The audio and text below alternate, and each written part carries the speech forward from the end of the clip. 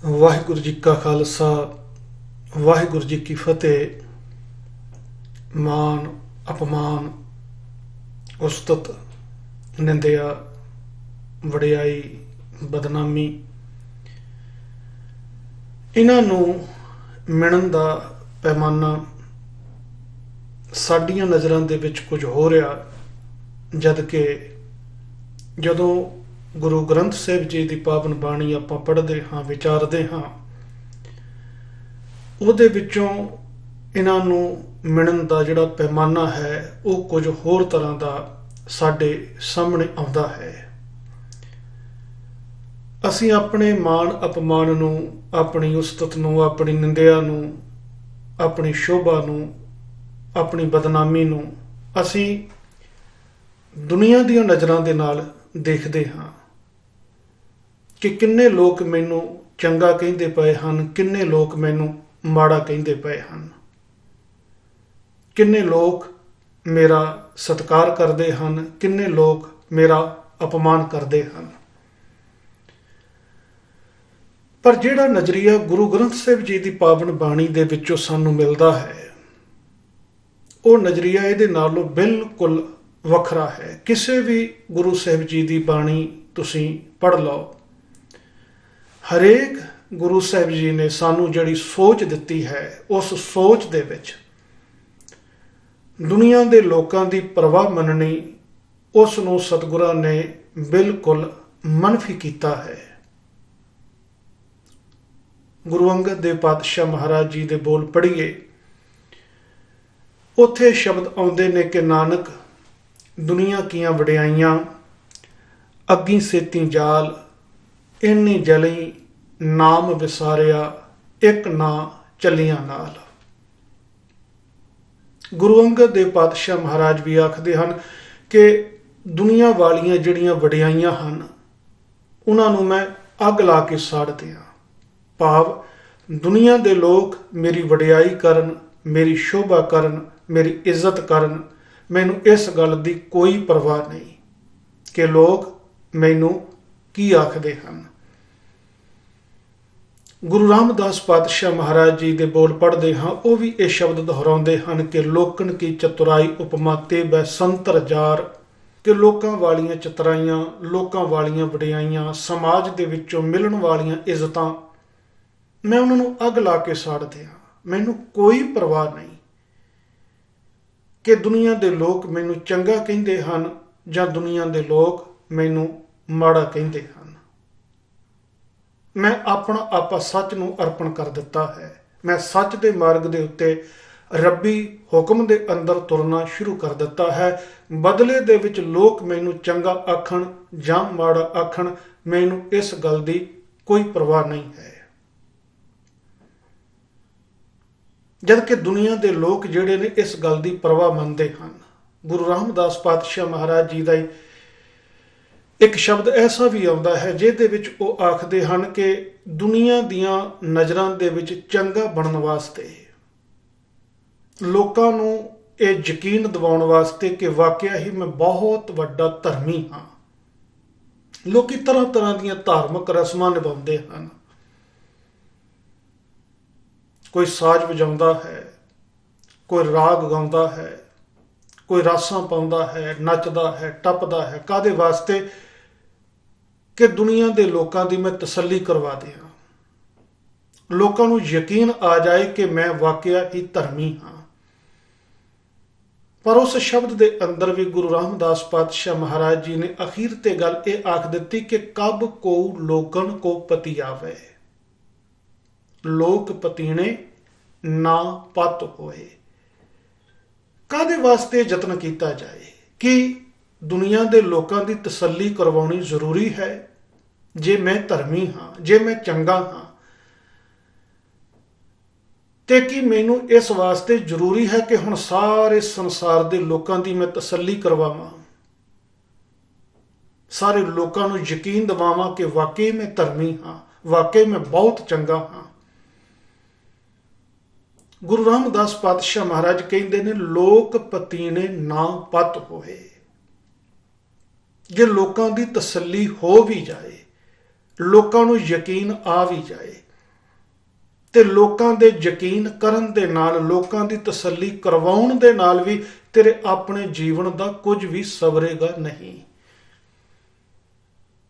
ਜਦ ਕਿ ਜ਼ੋਰ ਮਨੁੱਖ ਦਾ ਇਸ ਗੱਲ ਦੇ ਉੱਤੇ ਲੱਗਾ ਹੋਇਆ ਹੈ। ਗੁਰੂ ਨਾਨਕ ਪਾਤਸ਼ਾਹ ਮਹਾਰਾਜ ਜੀ ਦਾ ਵੀ ਇੱਕ ਸ਼ਬਦ ਆਉਂਦਾ ਹੈ, ਉਹਦੇ ਵਿੱਚ ਵੀ ਗੁਰਦੇਵ ਇੱਕ ਮੁਸਲਮਾਨ ਨੂੰ ਮੁਖਾਤਬ ਹੋ ਕੇ ਆਖਦੇ ਹਨ ਵੀ 30 ਕਰ ਰੱਖੇ 5 ਕਰ ਸਾਥੀ, ਨਾਉ ਸ਼ੈਤਾਨ ਮਤ ਕੱਟ ਜਾਈ। ਕਿ ਤੂੰ ਗਿਣ ਕੇ 30 ਰੋਜ਼ੇ ਰੱਖਦਾ ਹੈ, 5 ਨਮਾਜ਼ਾਂ ਨੂੰ ਤੂੰ ਆਪਣਾ ਸਾਥੀ ਬਣਾਇਆ ਹੈ, ਪੱਕਾ 5 ਨਮਾਜ਼ੀ ਹੈ, ਪਰ ਕਾਹਦੇ ਵਾਸਤੇ? ਕਿ ਨਾਉ ਸ਼ੈਤਾਨ ਮਤ ਕੱਟ ਜਾਈ। ਸ਼ਾਇਦ ਇਸ ਤਰੀਕੇ ਦੇ ਨਾਲ ਮੇਰੇ ਨਾਮ ਦੇ ਨਾਲੋਂ ਸ਼ੈਤਾਨ ਜਿਹੜਾ ਹੈ ਉਹ ਕੱਟ ਜਾਵੇ। ਲੋਕੀ ਮੈਨੂੰ ਸ਼ੈਤਾਨ ਨਾ ਆਖਣ, ਲੋਕੀ ਮੈਨੂੰ ਧਰਮੀ ਆਖਣ। ਕਿਉਂ? ਕਿਉਂਕਿ ਮੈਂ 30 ਰੋਜ਼ੇ ਰੱਖਦਾ ਹਾਂ, ਮੈਂ 5 ਨਮਾਜ਼ਾਂ ਪੜ੍ਹਦਾ ਹਾਂ।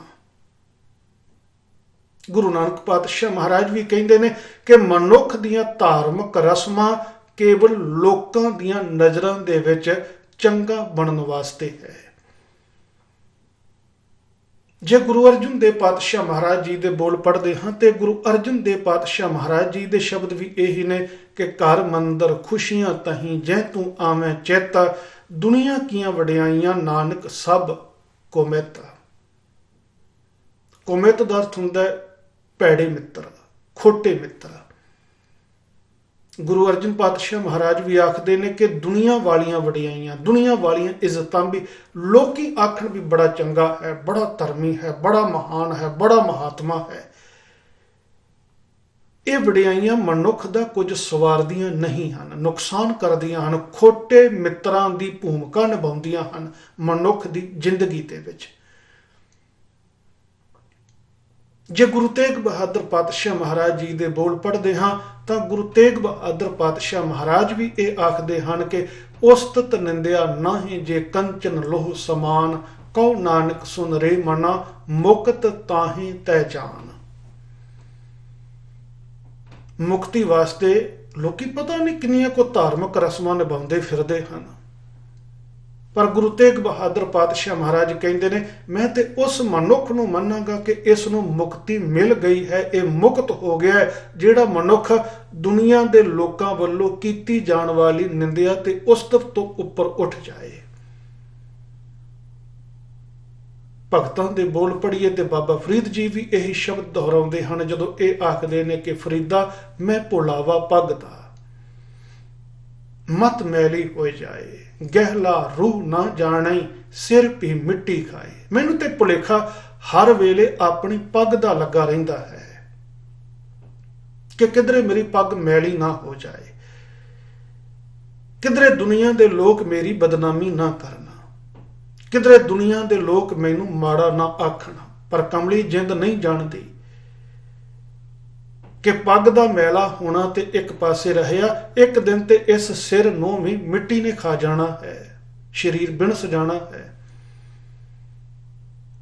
ਸੋ ਗੁਰੂ ਗ੍ਰੰਥ ਸਾਹਿਬ ਪਾਤਸ਼ਾਹ ਜੀ ਦੀ ਪਾਵਨ ਬਾਣੀ ਵਿੱਚੋਂ ਦਰਜਨਾਂ ਨਹੀਂ, ਸੈਂਕੜੇ ਹਵਾਲੇ ਆਪਾਂ ਨੂੰ ਇਹੋ ਜਿਹੇ ਮਿਲ ਜਾਣਗੇ। ਜਦੋਂ ਇਹਨਾਂ ਹਵਾਲਿਆਂ ਨੂੰ, ਗੁਰਬਾਣੀ ਦੀਆਂ ਇਹਨਾਂ ਪੰਕਤੀਆਂ ਨੂੰ, ਗੁਰਬਾਣੀ ਦੇ ਇਹਨਾਂ ਪ੍ਰਮਾਣਾਂ ਨੂੰ ਇਕੱਠਿਆਂ ਕਰਕੇ ਇੱਕ ਜਗ੍ਹਾ ਦੇ ਉੱਤੇ ਰੱਖ ਕੇ ਉਹਨਾਂ ਨੂੰ ਆਪਾਂ ਵਿਚਾਰਾਂਗੇ, ਸਮਝਾਂਗੇ ਤੇ ਉਹਨਾਂ ਦੇ ਵਿੱਚੋਂ ਇੱਕ ਨਜ਼ਰੀਆ, ਇੱਕ ਸੋਚ ਜਿਹੜੀ ਸਾਨੂੰ ਮਿਲਦੀ ਹੈ ਕਿ ਗੁਰੂ ਗ੍ਰੰਥ ਸਾਹਿਬ ਜੀ ਦੀ ਪਾਵਨ ਬਾਣੀ ਸਾਨੂੰ ਦੁਨੀਆ ਦਾ ਮੁਤਾਜ ਨਹੀਂ ਬਣਾਉਂਦੀ। ਇਹ ਸੋਚ ਸਾਨੂੰ ਦਿੰਦੀ ਹੈ ਕਿ ਸਾਡੀ ਇੱਜ਼ਤ, ਸਾਡੀ ਬੇਇੱਜ਼ਤੀ, ਸਾਡਾ ਮਾਣ ਅਪਮਾਨ, ਸਾਡੀ ਉਸਤਤ ਨਿੰਦਿਆ ਇਹ ਸੰਸਾਰਕ ਲੋਕਾਂ ਦੀ ਮੁਤਾਜ ਨਹੀਂ ਹੋਣੀ ਚਾਹੀਦੀ। ਅਸੀਂ ਸਾਰੀ ਜ਼ਿੰਦਗੀ ਦੁਨੀਆ ਦੀਆਂ ਨਜ਼ਰਾਂ ਦੇ ਵਿੱਚ ਚੰਗਾ ਲੱਗਣ ਦਾ ਹੀ ਯਤਨ ਕਿਉਂ ਕਰੀਏ? ਅਸੀਂ ਸਾਰੀ ਜ਼ਿੰਦਗੀ ਲੋਕਾਂ ਦੀ ਤਸੱਲੀ ਹੀ ਕਾਹਦੇ ਵਾਸਤੇ ਕਰਵਾਈਏ? ਸਾਡਾ ਮਾਣ ਸਨਮਾਨ ਸਾਡੀਆਂ ਆਪਣੀਆਂ ਨਜ਼ਰਾਂ ਦੇ ਵਿੱਚ ਹੋਣਾ ਚਾਹੀਦਾ ਹੈ, ਸਾਡੀ ਆਪਣੀ ਤਸੱਲੀ ਹੋਣੀ ਚਾਹੀਦੀ ਹੈ। ਜੇ ਆਪਣੀ ਤਸੱਲੀ ਨਹੀਂ, ਜੇ ਮਨੁੱਖ ਦੀਆਂ ਆਪਣੀਆਂ ਨਜ਼ਰਾਂ ਦੇ ਵਿੱਚ ਆਪਣਾ ਮਾਣ ਸਨਮਾਨ ਨਹੀਂ ਹੈ, ਤੇ ਭਾਵੇਂ ਸਾਰੇ ਦੁਨੀਆ ਦੇ ਲੋਕ ਇਸ ਮਨੁੱਖ ਦਾ ਮਾਣ ਸਨਮਾਨ ਕਰਦੇ ਰਹਿਣ, ਇਹਦੇ ਅੰਦਰ ਦੀ ਹੀਣ ਭਾਵਨਾ ਜਿਹੜੀ ਹੈ ਕਦੇ ਵੀ ਖਤਮ ਨਹੀਂ ਹੋਏਗੀ। ਇਸ ਨੂੰ ਜੀਵਨ ਦੇ ਅੰਦਰ ਚੈਨ ਕਦੇ ਵੀ ਨਹੀਂ ਆਏਗਾ। ਚੈਨ ਉਦੋਂ ਆਏਗਾ ਜਿਸ ਦਿਨ ਇਸ ਦੀ ਆਪਣੀ ਇੱਜ਼ਤ ਆਪਣੀਆਂ ਨਜ਼ਰਾਂ ਦੇ ਵਿੱਚ ਹੋਣੀ ਸ਼ੁਰੂ ਹੋ ਗਈ। ਹੁਣ ਗੁਰਬਾਣੀ ਦੇ ਵਿੱਚ ਜਦੋਂ ਇਹੋ ਜਿਹੀ ਵਿਚਾਰਧਾਰਾ ਸਾਡੇ ਸਾਹਮਣੇ ਆਉਂਦੀ ਹੈ, ਪ੍ਰਚਾਰਕ ਲੋਕ ਇਸ ਵਿਚਾਰਧਾਰਾ ਨੂੰ ਜਦੋਂ ਸੰਗਤਾਂ ਦੇ ਵਿੱਚ ਪ੍ਰਚਾਰਦੇ ਹਨ, ਇੱਕ ਗੱਲ ਤੇ ਪੱਕੀ ਹੈ ਕਿ ਇਹ ਗੱਲਾਂ ਕਹਿਣ ਦੇ ਵਿੱਚ ਜਾਂ ਇਹ ਗੱਲਾਂ ਸੁਣਨ ਦੇ ਵਿੱਚ ਸਰੂਰ ਬੜਾ ਆਉਂਦਾ ਹੈ, ਚੰਗਾ ਬੜਾ ਲੱਗਦਾ ਹੈ। ਇਹੋ ਜਿਹੀਆਂ ਗੱਲਾਂ ਕਰਨੀਆਂ ਬੜੀਆਂ ਚੰਗੀਆਂ ਲੱਗਦੀਆਂ ਨੇ ਤੇ ਇਹੋ ਜਿਹੀਆਂ ਗੱਲਾਂ ਸੁਣਨੀਆਂ ਉਹ ਵੀ ਸੰਗਤਾਂ ਨੂੰ ਬੜੀਆਂ ਚੰਗੀਆਂ ਲੱਗਦੀਆਂ ਨੇ। ਸੰਗਤਾਂ ਸੁਣ ਸੁਣ ਕੇ ਜੈਕਾਰੇ ਵੀ ਛੱਡਦੀਆਂ ਨੇ। ਪਰ ਇਹ ਜਿਹੜੀ ਸੋਚ ਗੁਰੂ ਗ੍ਰੰਥ ਸਾਹਿਬ ਜੀ ਦੀ ਪਾਵਨ ਬਾਣੀ ਦੇ ਵਿੱਚੋਂ ਸਾਨੂੰ ਮਿਲਦੀ ਹੈ, ਇਸ ਸੋਚ ਨੂੰ ਆਪਣੀ ਜ਼ਿੰਦਗੀ ਦੇ ਵਿੱਚ ਲੈ ਕੇ ਆਉਣਾ ਉਤਨਾ ਹੀ ਜ਼ਿਆਦਾ ਔਖਾ ਹੈ, ਉਤਨਾ ਹੀ ਜ਼ਿਆਦਾ ਕਠਿਨ ਹੈ। ਮੇਰੇ ਵਰਗੇ ਪ੍ਰਚਾਰਕਾਂ ਦੀ ਸਾਰੀ ਜ਼ਿੰਦਗੀ ਲੰਘ ਜਾਂਦੀ ਹੈ ਇਹਨਾਂ ਪੰਕਤੀਆਂ ਨੂੰ ਪ੍ਰਚਾਰਦਿਆਂ ਹੋਇਆਂ, ਇਹਨਾਂ ਪੰਕਤੀਆਂ ਨੂੰ ਸੁਣਾਉਂਦਿਆਂ ਹੋਇਆਂ, ਇਹਨਾਂ ਪੰਕਤੀਆਂ ਨੂੰ ਗਾਉਂਦਿਆਂ ਹੋਇਆਂ। ਪਰ ਅਸਲੀ ਜ਼ਿੰਦਗੀ ਦੇ ਵਿੱਚ ਜਦੋਂ ਹਾਲਾਤਾਂ ਦਾ ਸਾਹਮਣਾ ਕਰਨਾ ਪੈਂਦਾ ਹੈ ਤੇ ਉਸ ਵੇਲੇ ਫਿਰ ਲੋਕਾਂ ਵੱਲ ਦੇਖਿਆ ਜਾਂਦਾ ਹੈ ਕਿ ਕਿਧਰੇ ਲੋਕ ਨਾਰਾਜ਼ ਨਾ ਹੋ ਜਾਵਣ, ਕਿਧਰੇ ਲੋਕ ਗੁੱਸੇ ਨਾ ਹੋ ਜਾਵਣ, ਕਿਧਰੇ ਦੁਨੀਆ ਦੇ ਲੋਕ ਮੈਨੂੰ ਮਾੜਾ ਨਾ ਕਹਿਣ, ਕਿਧਰੇ ਦੁਨੀਆ ਦੇ ਲੋਕ ਮੇਰੀ ਨਿੰਦਿਆ ਨਾ ਕਰਨ। ਇਸ ਦਾ ਮਤਲਬ ਜਿਹੜਾ ਪੈਮਾਨਾ ਮਾਣ ਅਪਮਾਨ ਨੂੰ ਦੇਖਣ ਦਾ, ਉਸਤਤ ਨਿੰਦਾ ਨੂੰ ਦੇਖਣ ਦਾ, ਇੱਜ਼ਤ ਬੇਇੱਜ਼ਤੀ ਨੂੰ ਦੇਖਣ ਦਾ ਜਿਹੜਾ ਪੈਮਾਨਾ ਗੁਰੂ ਗ੍ਰੰਥ ਸਾਹਿਬ ਜੀ ਦੀ ਪਾਵਨ ਬਾਣੀ ਨੇ ਸਾਨੂੰ ਦਿੱਤਾ ਸੀ, ਅਸੀਂ ਉਹ ਪੈਮਾਨਾ ਆਪਣੀ ਜ਼ਿੰਦਗੀ ਦੇ ਅੰਦਰ ਨਹੀਂ ਲਗਾ ਪਾਉਂਦੇ। ਅਸੀਂ ਕੇਵਲ ਦੁਨੀਆ ਵਾਲੇ ਪੈਮਾਨੇ ਦੇ ਨਾਲ ਹੀ ਆਪਣੇ ਮਾਣ ਅਪਮਾਨ ਨੂੰ, ਇੱਜ਼ਤ ਬੇਇੱਜ਼ਤੀ ਨੂੰ, ਸ਼ੋਭਾ ਬਦਨਾਮੀ ਨੂੰ ਮਿਣਦੇ ਹਾਂ। ਅਸੀਂ ਤੇ ਗੁਰੂ ਸਾਹਿਬ ਜੀ ਦੀ ਵਡਿਆਈ ਵੀ ਜਦੋਂ ਬਿਆਨ ਕਰਦੇ ਹਾਂ ਤਾਂ ਸਤਿਗੁਰਾਂ ਦੀ ਵਡਿਆਈ ਨੂੰ ਵੀ ਅਸੀਂ ਦੁਨੀਆ ਵਾਲੀਆਂ ਨਜ਼ਰਾਂ ਦੇ ਨਾਲ, ਦੁਨੀਆ ਵਾਲੇ ਪੈਮਾਨੇ ਦੇ ਨਾਲ ਹੀ ਮਿਣਦੇ ਹਾਂ। ਮੈਂ ਇੱਥੇ ਤੁਹਾਨੂੰ ਇੱਕ 2 ਮਿੰਟ ਦਾ ਕਲਿੱਪ ਜਿਹੜਾ ਹੈ ਉਹ ਸੁਣਾਉਣਾ ਚਾਹੁੰਦਾ ਹਾਂ। ਸਰਦਾਰ ਪ੍ਰਭਦੀਪ ਸਿੰਘ ਸਿੰਘਨਾਦ ਟੀਵੀ ਵਾਲਿਆਂ ਦਾ ਪਿਛਲੇ ਦਿਨੀ ਉਹਨਾਂ ਨੇ ਇੱਕ ਪ੍ਰੋਗਰਾਮ ਕੀਤਾ, ਉਹਦੇ ਵਿੱਚ ਗੁਰੂ ਗੋਬਿੰਦ ਸਿੰਘ ਪਾਤਸ਼ਾਹ ਮਹਾਰਾਜ ਜੀ ਦੀ ਸ਼ਾਨ, ਉਹਨਾਂ ਦੀ ਵਡਿਆਈ ਜਿਹੜੀ ਹੈ ਉਹ ਉਹਨਾਂ ਨੇ ਦੱਸੀ ਹੈ। ਹਾਲਾਂਕਿ ਜਿਹੜਾ ਮੇਰਾ ਸਵਾਲ ਤੇ ਇਹ ਸੀ ਵੀ ਤੁਸੀਂ ਗੁਰੂ ਸਾਹਿਬ ਜੀ ਦੀ ਜਿਹੜੀ ਵੀ ਵਡਿਆਈ ਬਿਆਨ ਕਰੋਗੇ ਮੈਂ ਉਸ ਦੇ ਨਾਲ ਸਹਿਮਤ ਹੋਵਾਂਗਾ, ਪਰ ਸਵਾਲ ਮੇਰਾ ਇਹ ਹੋਵੇਗਾ ਇਸ ਗੱਲ ਦੇ ਉੱਤੇ ਚਰਚਾ ਕਰਨ ਦਾ ਕਿ ਗੁਰੂ ਗੋਬਿੰਦ ਸਿੰਘ ਜੀ ਨੂੰ ਆਨੰਦਪੁਰ ਕਿਉਂ ਛੱਡਣਾ ਪਿਆ। ਗੁਰੂ ਸਾਹਿਬ ਆਪਣੀ ਸਾਰੀ ਜ਼ਿੰਦਗੀ ਦੇ ਵਿੱਚ ਅੰਮ੍ਰਿਤਸਰ ਕਿਉਂ ਨਹੀਂ ਜਾ ਸਕੇ। ਖੈਰ, ਉਸ ਸਵਾਲ ਦੇ ਉੱਤੇ ਤੇ ਉਹਨਾਂ ਨੇ ਚਰਚਾ ਨਹੀਂ ਕੀਤੀ, ਪਰ ਗੁਰੂ ਗੋਬਿੰਦ ਸਿੰਘ ਜੀ ਦੀ ਸ਼ਾਨ ਬਿਆਨ ਕਰਦਿਆਂ ਹੋਇਆਂ ਜਿਹੜੀ ਉਹਨਾਂ ਨੇ ਉਦਾਹਰਨ ਦਿੱਤੀ ਹੈ ਉਹ ਵਿਚਾਰਨ ਵਾਲੀ ਹੈ। ਮੈਂ ਚਾਹੁੰਦਾ ਪਹਿਲਾਂ ਤੁਸੀਂ ਉਸ ਨੂੰ ਸੁਣ ਲਓ, ਉਹਦੇ ਤੋਂ ਬਾਅਦ ਆਪਾਂ ਉਹਦੇ ਉੱਤੇ ਥੋੜੀ ਜਿਹੀ ਚਰਚਾ ਕਰਦੇ ਹਾਂ। ਹਾਂਜੀ। ਸ਼ਾਹ ਦੇ ਦਰਬਾਰ ਦੇ ਵਿੱਚ ਮੇਰਾ ਗੁਰੂ ਪਹੁੰਚਦਾ, ਮੇਰੇ ਗੁਰੂ ਦੀ ਸ਼ਾਨ ਦੱਸਣ ਲੱਗਾ ਤੁਹਾਨੂੰ। ਤੁਸੀਂ ਦਿੱਲੀ ਦੀ ਗੱਲ ਕਰਦੇ ਜੇ ਨਾ, ਮੈਂ ਤੁਹਾਨੂੰ ਸੁਣਿਓ ਹੁਣ ਧਿਆਨ ਨਾਲ ਗੱਲ, ਦਿੱਲੀ ਦੀ ਗੱਲ ਜੇ। ਪਹੁੰਚਦਾ ਜਿੱਥੇ ਦਰਬਾਰ ਹੈ, ਘੋੜਾ ਉੱਥੋਂ ਤੱਕ ਜਾਂਦਾ ਹੈ, ਉਸ ਜਗ੍ਹਾ ਤੱਕ ਘੋੜਾ ਜਾਂਦਾ ਹੈ। ਫਿਰ ਹਥਿਆਰ ਜਿਹੜੇ ਬਾਹਰ ਜਮ੍ਹਾਂ ਕਰਾਉਣੇ ਸਨ ਉੱਥੋਂ ਤੱਕ ਘੋੜਾ ਜਾਂਦਾ, ਨਾਲ ਫੌਜ ਜਾਂਦੀ ਹੈ ਗੁਰੂ ਦੀ। ਫਿਰ ਜਦੋਂ ਦਰਬਾਰ ਦੇ ਅੰਦਰ ਗੁਰੂ ਜਾਂਦਾ ਹੈ, ਉੱਧਰੋਂ ਜਿਹੜਾ ਬਹਾਦਰ ਸ਼ਾਹ ਹੈ ਉਹ ਆਪਣੇ ਉਸ ਸੰਘਾਸਣ ਤੋਂ ਉੱਠ ਕੇ ਖੜਾ ਹੋ ਜਾਂਦਾ ਹੈ। ਇਹ ਸੈਨਾਪਤ ਨੇ ਵੀ ਲਿਖਿਆ, ਰਤਨ ਸਿੰਘ ਭੰਗੂ ਨੇ ਵੀ ਲਿਖਿਆ, ਹੋਰ ਅਨੇਕਾਂ ਰੈਫਰੈਂਸ ਮਿਲ ਜਾਂਦੀਆਂ ਨੇ। ਭੰਗੂ ਵੀ ਇਹ ਲਿਖਦਾ ਹੈ ਤੇ ਸੈਨਾਪਤ ਵੀ ਲਿਖਦਾ ਹੈ, ਗੁਰਤੇਜ ਸਿੰਘ ਉਹਨਾਂ ਨੇ ਕੋਟ ਕੀਤਾ। ਉਹ ਉੱਠ ਕੇ ਖੜਾ ਹੋ ਜਾਂਦਾ ਹੈ। ਖੜਾ ਹੋ ਕੇ ਸ਼ਹਿਜ਼ਾਦਾ ਤੁਰ ਕੇ ਆਉਂਦਾ ਹੈ ਗੁਰੂ ਵੱਲ, ਆਪਣਾ ਜਿਹੜਾ ਆਪਣਾ ਬਹਾਦਰ ਸ਼ਾਹ ਤੁਰ ਕੇ ਆਉਂਦਾ ਹੈ, ਅੱਧੀ ਜਗ੍ਹਾ ਤੇ ਆਣ ਕੇ ਤੁਰਦਾ ਹੈ, ਉੱਥੇ ਆਣ ਕੇ। ਹਾਂਜੀ, ਤੁਸੀਂ ਪੁਆਇੰਟ ਜਿਹੜੇ ਹਨ ਉਹ ਨੋਟ ਕਰੀ ਚੱਲਿਓ। ਜਿਹੜੀ ਗੱਲ ਇਹ ਕਹਿ ਰਿਹਾ ਹੈ, ਪਹਿਲੀ ਗੱਲ ਇਹ ਆਖਦਾ ਹੈ ਕਿ ਉਸ ਵੇਲੇ ਹਿੰਦੁਸਤਾਨ ਦਾ ਬਾਦਸ਼ਾਹ ਬਹਾਦਰ ਸ਼ਾਹ ਉਹ ਗੁਰੂ ਗੋਬਿੰਦ ਸਿੰਘ ਪਾਤਸ਼ਾਹ ਜੀ ਨੂੰ ਆਪਣੇ ਦਰਬਾਰ ਦੇ ਵਿੱਚ ਬੁਲਾਉਂਦਾ ਹੈ ਤੇ ਸਤਿਗੁਰੂ ਪਾਤਸ਼ਾਹ ਘੋੜੇ ਤੇ ਸਵਾਰ ਹੋ ਕੇ ਫੌਜਾਂ ਸਮੇਤ ਉੱਥੇ ਅੱਪੜਦੇ ਹਨ। ਤੇ ਹਿੰਦੁਸਤਾਨ ਦਾ ਬਾਦਸ਼ਾਹ ਬਹਾਦਰ ਸ਼ਾਹ ਜਿਹੜਾ ਹੈ ਉਹ ਅੱਗਿਓਂ ਲੈਣ ਵਾਸਤੇ ਸਤਿਗੁਰਾਂ ਨੂੰ ਆਉਂਦਾ ਹੈ। ਅੱਧ ਤੱਕ ਸਤਿਗੁਰੂ ਜਾਂਦੇ ਨੇ, ਅੱਧ ਤੱਕ ਉਹ ਆਪ ਚੱਲ ਕੇ ਆਉਂਦਾ ਹੈ ਗੁਰੂ ਸਾਹਿਬ ਜੀ ਨੂੰ ਲੈਣ ਵਾਸਤੇ। ਗੁਰੂ ਗੋਬਿੰਦ ਸਿੰਘ ਪਾਤਸ਼ਾਹ ਜੀ ਦੀ ਸ਼ਾਨ, ਗੁਰੂ ਗੋਬਿੰਦ ਸਿੰਘ ਜੀ ਦੀ ਵਡਿਆਈ ਬਿਆਨ ਕਰਦਾ ਹੈ। ਪੂਰਾ ਕਲਿੱਪ ਤੁਸੀਂ ਸੁਣ ਲਓ, ਫਿਰ ਆਪਾਂ ਹੋਰ ਗੱਲ ਕਰਦੇ ਹਾਂ। ਹਾਂਜੀ, ਸਿੰਘਾਸਨ ਹੈ ਉਹਦੇ ਤੇ ਭਾਉਂਦਾ ਹੈ ਗੁਰੂ ਗੋਬਿੰਦ ਸਿੰਘ ਪਾਤਸ਼ਾਹ ਨੂੰ। ਆਹ ਸ਼ਾਨ ਹੈ ਮੇਰੇ ਗੁਰੂ ਦੀ। ਕਿਉਂ ਭਾਉਂਦਾ ਹੈ?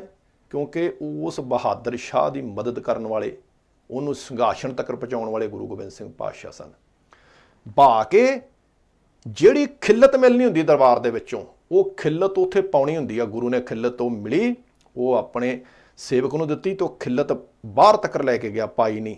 ਕਾਜ਼ੀ ਨੇ ਕੋਈ ਸਵਾਲ ਪੁੱਛਿਆ ਪੁੱਠਾ ਸਿੱਧਾ, ਕਾਜ਼ੀ ਨੇ ਭੜਕਾਉਣ ਦੀ ਕੋਸ਼ਿਸ਼ ਕੀਤੀ, ਗੁਰੂ ਸਾਹਿਬ ਨੇ ਕਿਰਪਾਨ ਕੱਢ ਕੇ ਮਿਆਨ ਚੋਂ ਵਾਪਸ ਪਾਈ।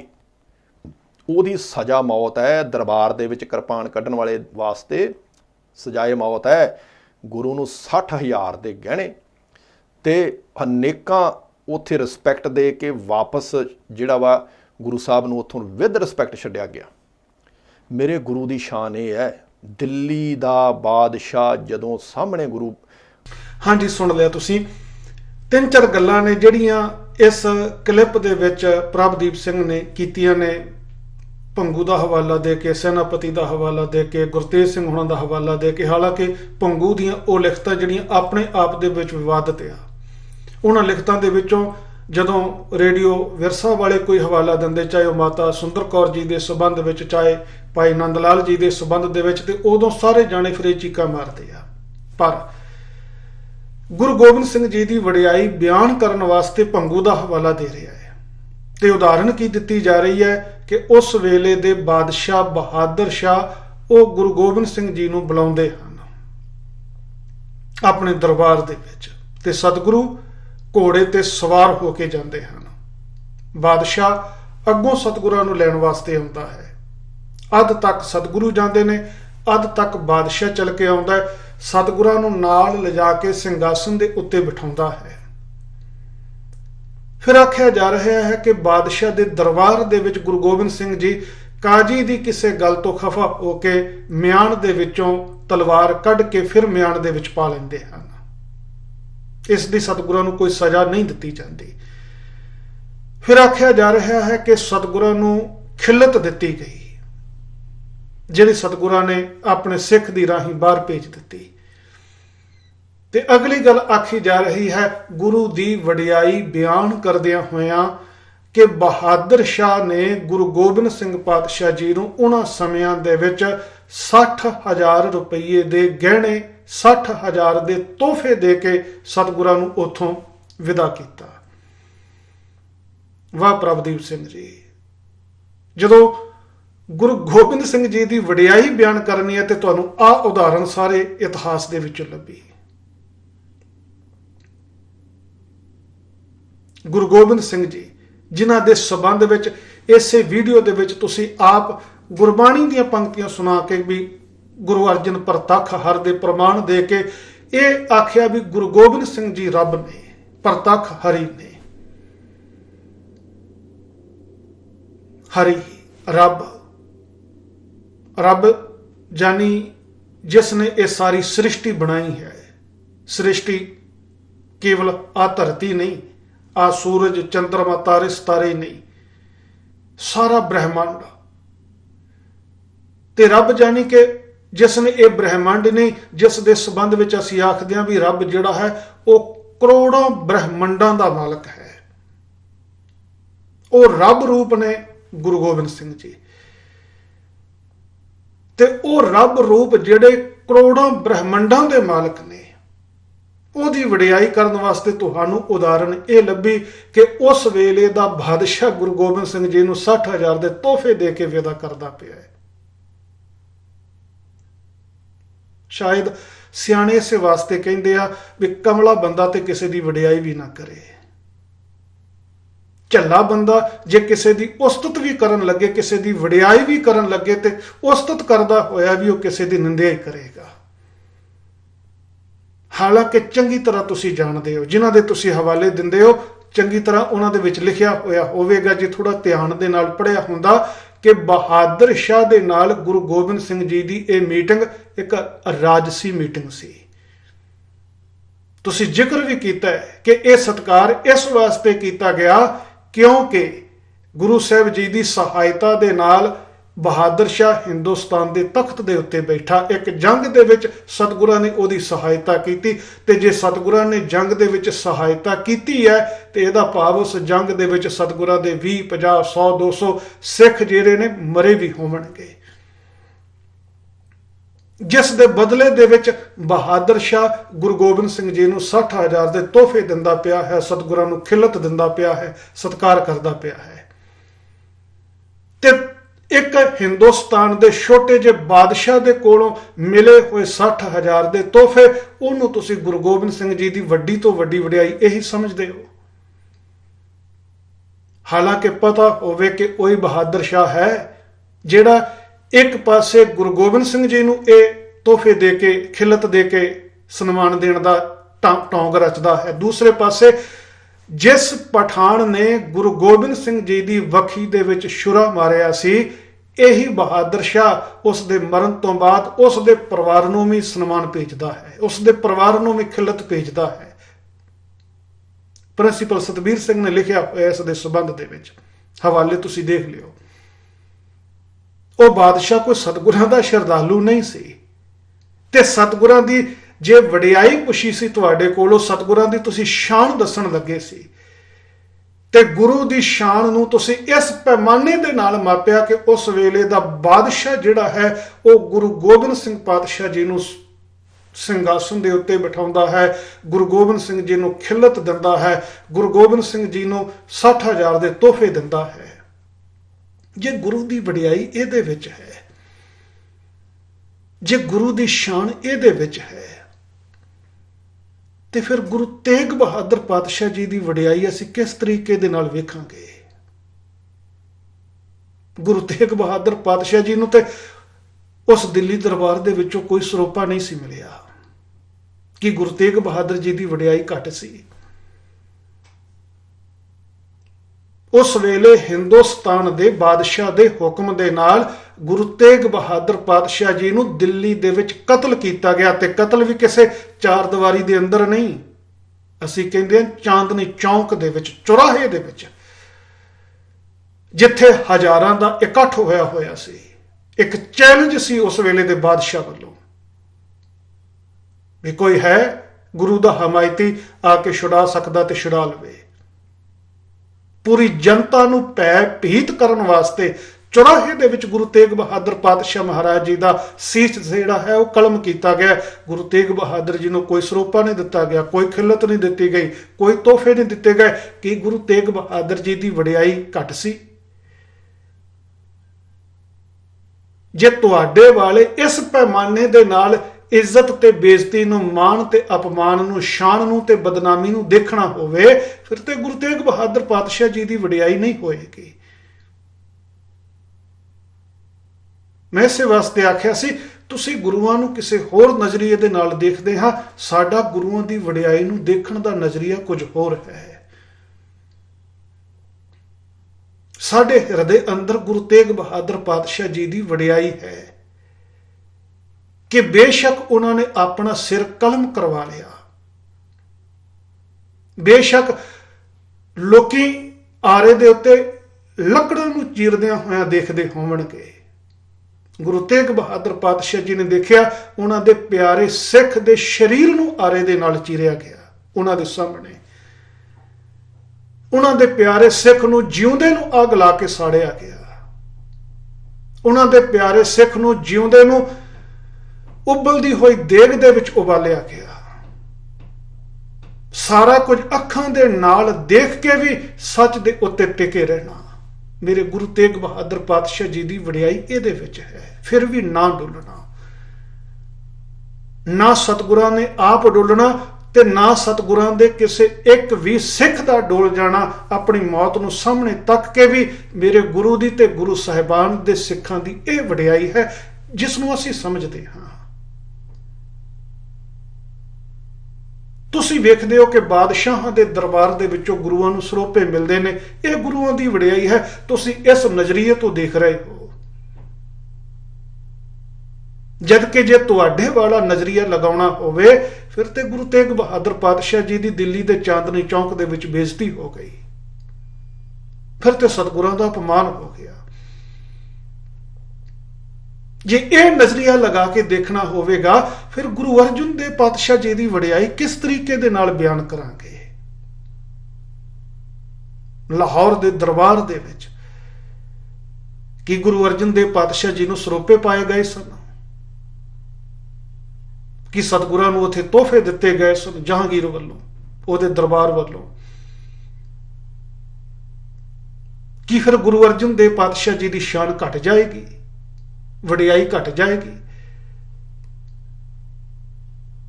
ਉੱਥੇ ਤੇ ਤਸੀਹੇ ਦੇ ਦੇ ਕੇ ਗੁਰੂ ਅਰਜਨ ਦੇਵ ਪਾਤਸ਼ਾਹ ਜੀ ਦਾ ਕਤਲ ਕੀਤਾ ਗਿਆ, ਸ਼ਹੀਦ ਕੀਤਾ ਗਿਆ ਸਤਿਗੁਰਾਂ ਨੂੰ। ਉਬਲਦੀ ਦੇਗ ਦੇ ਵਿੱਚ ਉਬਾਲਿਆ ਗਿਆ ਸੀ, ਕਹਿੰਦੇ ਤੱਤੀ ਤਵੀ ਦੇ ਉੱਤੇ ਬਿਠਾਇਆ ਗਿਆ ਸੀ, ਕਹਿੰਦੇ ਉਹਨਾਂ ਦੇ ਸੀਸ ਦੇ ਵਿੱਚ ਗਰਮ ਰੇਤਾ ਪਾਈ ਗਈ। ਤੇ ਜਿਸ ਵੇਲੇ ਉਹਨਾਂ ਦੇ ਸੀਸ ਦੇ ਵਿੱਚ ਗਰਮ ਰੇਤਾ ਪਾਈ ਗਈ ਹੋਵੇਗੀ, ਇਹ ਤੇ ਹੋ ਨਹੀਂ ਸਕਦਾ ਵੀ ਸਤਿਗੁਰਾਂ ਦੇ ਸੀਸ ਦੇ ਉੱਤੇ ਦਸਤਾਰ ਬੱਝੀ ਹੋਈ ਹੋਵੇ, ਪੱਗ ਬੱਝੀ ਹੋਈ ਹੋਵੇ। ਤੇ ਉਹ ਰੇਤ ਪਾਉਣ ਵਾਲੇ ਸਤਿਗੁਰਾਂ ਨੂੰ ਕਹਿੰਦੇ, ਹੁਣ ਪਾਤਸ਼ਾਹ ਸਾਨੂੰ ਹੁਕਮ ਹੋਇਆ ਰੇਤ ਪਾਉਣ ਦਾ, ਥੋੜੇ ਜਿਹੇ ਕੇਸ ਆਪਣੇ ਨੰਗੇ ਕਰ ਲਓ, ਅਸੀਂ ਥੋੜੀ ਜਿਹੀ ਰੇਤ ਸਿਰ ਦੇ ਵਿੱਚ ਪਾ ਦਈਏ। ਪੱਗ ਲੱਥੀ ਹੋਏਗੀ।